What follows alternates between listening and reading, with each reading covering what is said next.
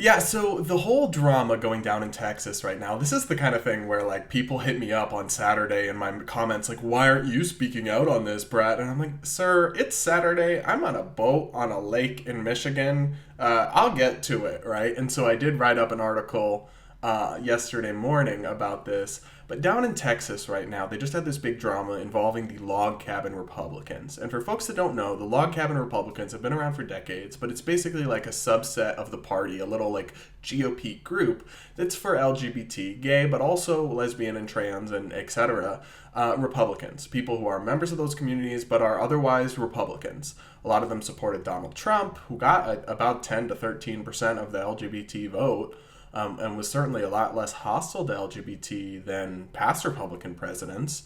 But anyway, this group in Texas, they have a chapter. They have chapters throughout the country. Well, the Texas Republican Party, which is one of the most, I think, out there, fringe, and kind of outdated Republican chapters we've got in the country, they just blocked the Log Cabin Republicans from having a booth at their upcoming convention. So that's drama point number one. And I just think it's so dumb. It's like you have this group that wants to support you, wants to work with you to stop socialism, to stop, tax hikes, to protect gun rights, protect free speech, all the things you say you care about, but you can't get over the fact that they're gay and you don't like gay people or something. So you would rather, the point of a political party is to win elections. And that requires different groups coming together. And you're just saying, oh, well, not for the gay people. Ugh. It's just like so self-defeating and just obviously motivated by bigotry. I don't throw that around like the left does. Everyone who disagrees with me is a bigot. But in this case, if you're literally passing up political allyship as a party because you just don't want to be associated with any gay people, yeah, that is bigotry. 100% it is. It's also really stupid. I don't think these people understand. Like, Texas is changing quite quickly. They've got a lot of people moving there from blue states. They are rapidly becoming a purple, if not blue state. And the Texas GOP is running around like it's 1990 and everybody's in cowboy hats or something. Like, honey, times have changed. Like, you got to keep up. I mean, if they actually, and this is my whole issue with this faction of the GOP, right? I don't consider myself a Republican anymore, but I come from that side. And I still do think it's important that we have a strong second party to actually stand up against where the left is going, which is straight off a cliff, total crazy town.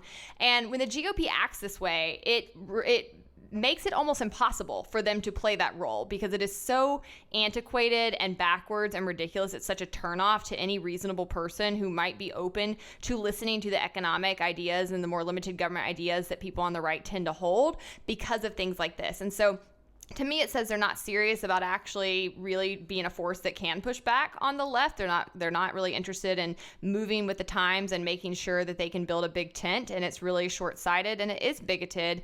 And as a whole, it's just really, it's weird. I find it really weird because even like the far right, like the Trump camp kind of people, like Trump was pro-LGBTQ. I mean, I don't understand. You know who spoke out against this in defense of the Log Cabin Republicans? Donald Trump Jr. See, like, yeah, I mean, I have plenty of criticisms of Trump, but the guy was pro-LGBTQ. He was he's a mainstream person in that way. And like, to me, and I know you still deal with a lot more of this online, and I've said this before, I'll say it again, going into Brad's comment sections is crazy to me at times where I'm like, oh my God, these kinds of bigots are still out there. Because for me, in my socioeconomic class, my world, like these people don't exist. I don't run into them. It's such a like weird phenomenon. So our paths don't cross, but they are apparently still out there, and apparently they're in power in the Texas GOP, which is rough. I want to talk about that for a second because I constantly struggle with this. You'll see talking points from people on the right or gay Republicans or whatever who say it's harder to be conservative than it is to be gay now or something. And I don't agree with those takes.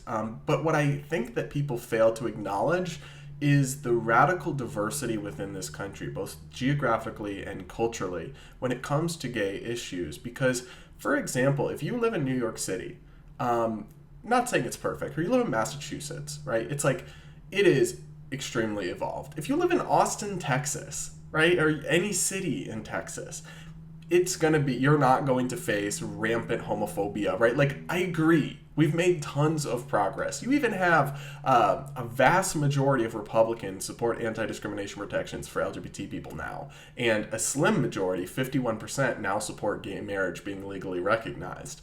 So I absolutely, on one hand, acknowledge tremendous progress has been made, but like, not evenly.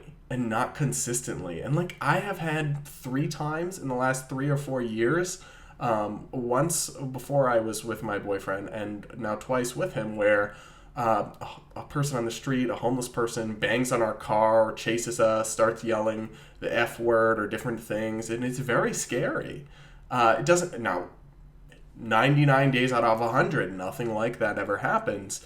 But I also knew, like, when I was still dating, I was seeing for a little bit this guy who came from Pennsylvania, and his family told him that if he got a boyfriend, he couldn't be around his nieces and nephews anymore.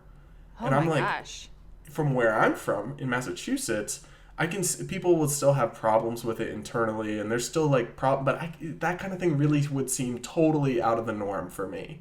But we have to acknowledge that this is a vast country that is very diverse in different places. And while I bet you the average Texas Republican is not as extreme as these delegates, because delegates self-select for super politically active and extreme people who write the platform, clearly they're still very different in that part of the country, because that just wouldn't fly in most places. But it's a reminder that everything is not perfect and well and fixed, and issues do still exist.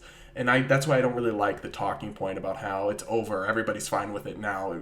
In your bubble, maybe. Yeah, I appreciate you bringing that up because, I come from the South. I come from a household with a Southern Baptist father. Obviously, that religion does not believe that in same-sex marriage or or believe that that's ethical, I guess you could say.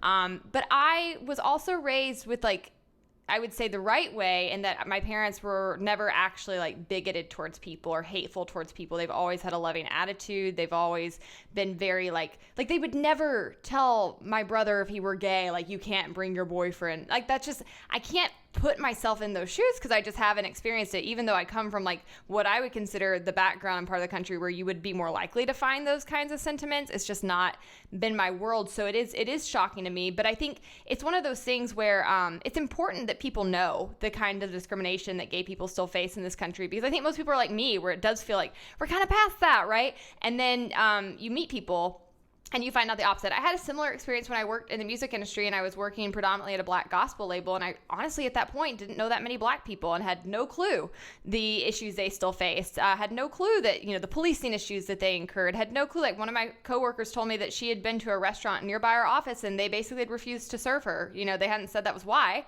but like basically refused to serve. And so it was so eye-opening to me. And I think it is important that people recognize that, it's not everybody, and it's certainly progressed, but the work isn't done in regard to much of this. And we do see some even movement backwards, like we're seeing in Texas right now. And so it's important that we continue to elevate these issues and really help people understand why it matters so much that we are principled and that we truly uphold individual liberty.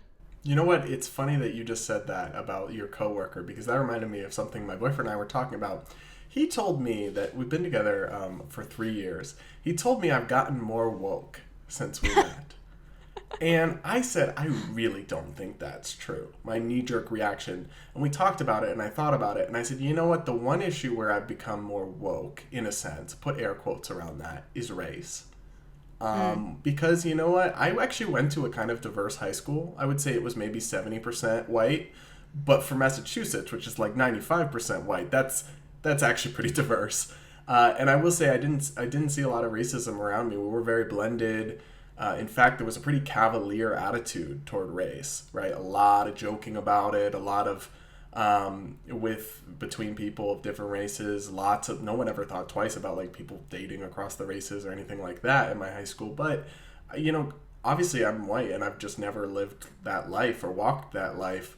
But as I think I've gotten older and my worldview has broadened, and I've met and talked to different types of people and heard their experiences and their perspective, and learned more about things like our criminal justice system, I've definitely become more open to the idea of like something like systemic racism, not in the way the hard left means it, for sure, but also just, I think if your opinions and your perspectives never change, then I don't know that you're really very open-minded. So I would never say I've gotten more woke, because I view that with so associated with like toxic hard left identity politics, and I still disagree with them on so many things.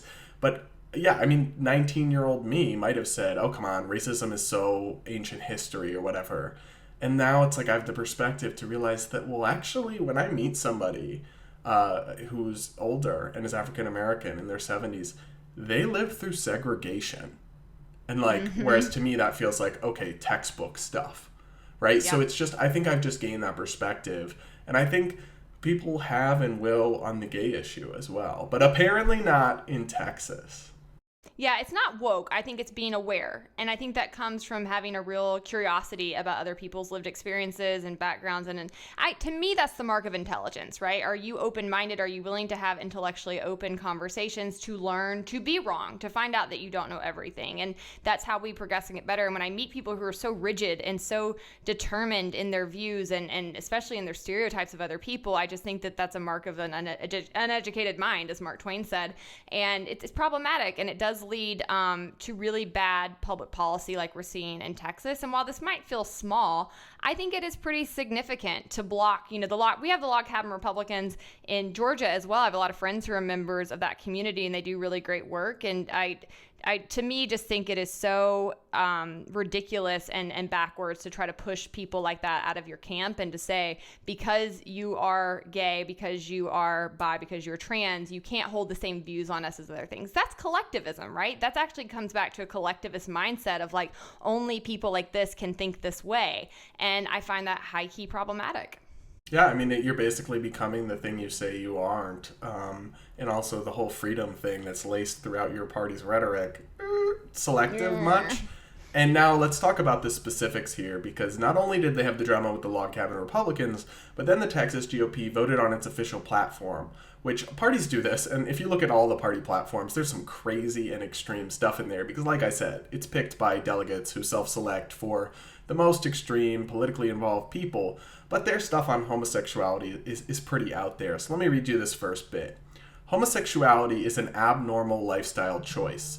We believe there should be no granting of special legal entitlements or creation of special status for homosexual behavior, regardless of state of origin, and we oppose any criminal or civil penalties against those who oppose homosexuality out of faith, conviction, or belief in traditional values.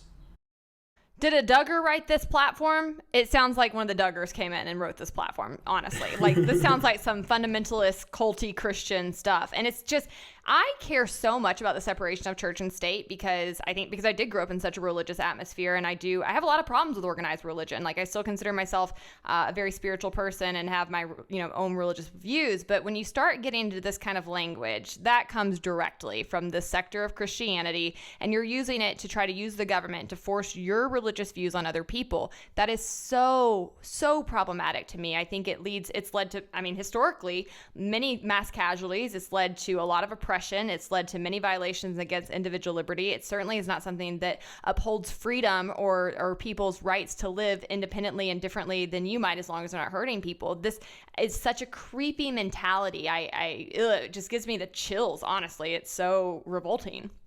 Yeah, and it's also just like very wrong. It's coming from a place of ignorance. Homosexuality is not a choice. Anybody who's saying that it is a lifestyle choice, in the absolute most literal sense, you're right that I could choose to be celibate, I guess, but it's an ingrained orientation. You didn't choose to be straight, neither did the people presumably writing this, though who knows, some of them probably have anonymous Grindr profiles, if we're being honest.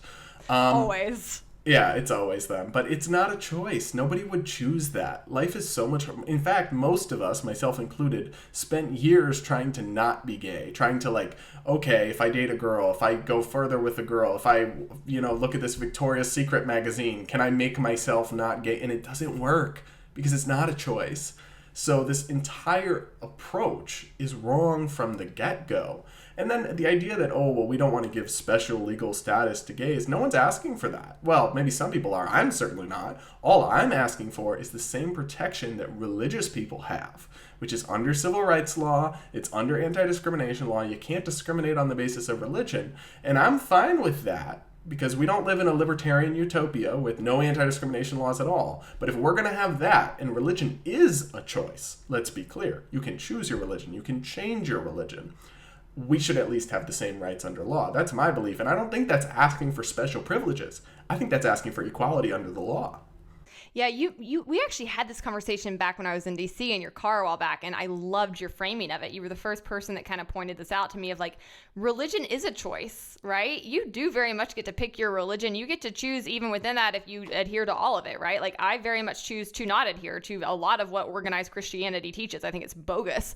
That is a choice. And so if you're going to say that people can be discriminated against, are they fine with people discriminating against them for their religious views? No, clearly they believe that's persecution, but they're fine with being able to discriminate against people for things they cannot choose. And so it's totally hypocritical. And again, I think it's immoral. I think it's a real like actual evil in our society that has corrupted religion to teach this kind of crud.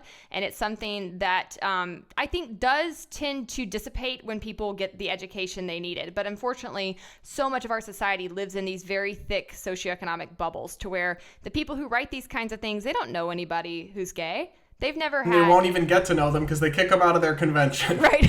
They're not trying to get to know them. And they don't know anybody who would push back on what their religion teaching being really abhorrent and wrong. They really have no outside pushback. And so it leads to this kind of real ignorance. And again, it leads down the road, this kind of thinking, to actual atrocities against people based on immutable characteristics they were born into. And it's just a very seedy outlook and way of viewing people and the world, and it needs to be eradicated from our political system. But I do think that not hating these people, not spurning them is important because I'm not going to attribute it because I can't remember who, but there's some saying that's like, it's really hard to hate from up close. And I believe that. I really do, that when you get to know a gay person and then it's no longer some abstract thing in your head, but a person that you know and like, and you know their dog's name, and you know that they go visit their mom in the elderly care center on Sundays, it's really hard to hate from up close, I think is a really poignant way of putting it. So that's why we need to break down these barriers. We need to have these conversations, talk to these people, not cancel them, not destroy them or make them... I agree, we shouldn't have criminal penalties for them having bad views I don't like. Absolutely not.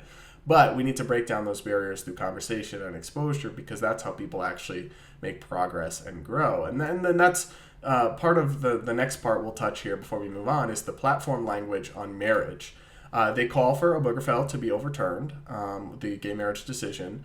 Now, that is actually a little bit tricky because the legal reasoning there is certainly debatable. You can make a good faith argument against the Obergefell legal reasoning, but they write that we affirm God's biblical design for marriage and sexual behavior between one biological man and one biological woman. And so they're enshrining their religious view of marriage into their party platform.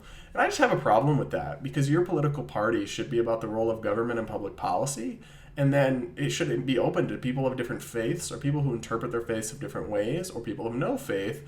And then that's something that we should hash out civically, right? Like, I'm not saying churches should be forced to celebrate or have gay marriage. I think it should be up to the churches if they want to have it or not. And the government should either have no role in marriage or accept the marriages across the board equally.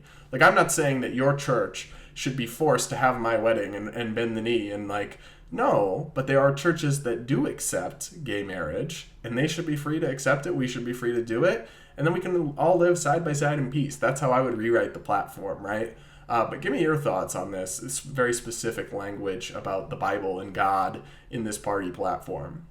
Well, they're certainly saying the quiet part out loud, and I do think that this should, in any sane system, be a overt violation of the separation of church and state. The problem, though, actually traces back to the structure of our political parties. These guys get to be private entities. The GOP and the DNC get to be private organizations that get tons of taxpayer funding, tons of corporate welfare, and basically get unilateral control over our ballots, over our debates, over what options we get to put into office. So while we should be able to go after them for this violation of church and state, because they are technically a private organization, I guess they're within their rights to say this kind of thing in their platform. But I think that it just continues to go back to the real root problem here, which is that the Republican and Democratic Democratic Party needs to be destroyed, basically, and we need to get rid of these rots in our system. But yeah, I hate it. I think it's gross. I think it's actually antithetical to Christianity. If you actually follow the teachings of Jesus, you really do truly believe in free will, and you truly believe in basically what he taught, which is, to do no harm to other people. And so I think that in doing this kind of thing and trying to use the government to force your way of thinking on other people and to force them to live according to whatever variation of Christianity you ascribe to, you're actually doing the opposite of what Jesus taught, which is that he wanted people to come to him freely. He wanted people to come of their own volition. He wanted people to choose to change how they live. None of this actually is on course with that. And so I think that it not only is very bad public policy wise, but I think there needs to be a real reckoning in Christianity in this country, because I don't think the vast majority of people who practice these religions even understand the teachings of them. And they go to a lot of churches that have been corrupted and that have become so coupled with the GOP that the vast majority of these people I meet actually worship the Republican Party and not the teachings of Jesus or the man of Jesus. They actually have really kind of gotten that confused, and I don't think can tell the difference at this point. And this even is pretty, though that's literally idolatry. Literally idolatry. Yeah. And I think this is proof and point of that.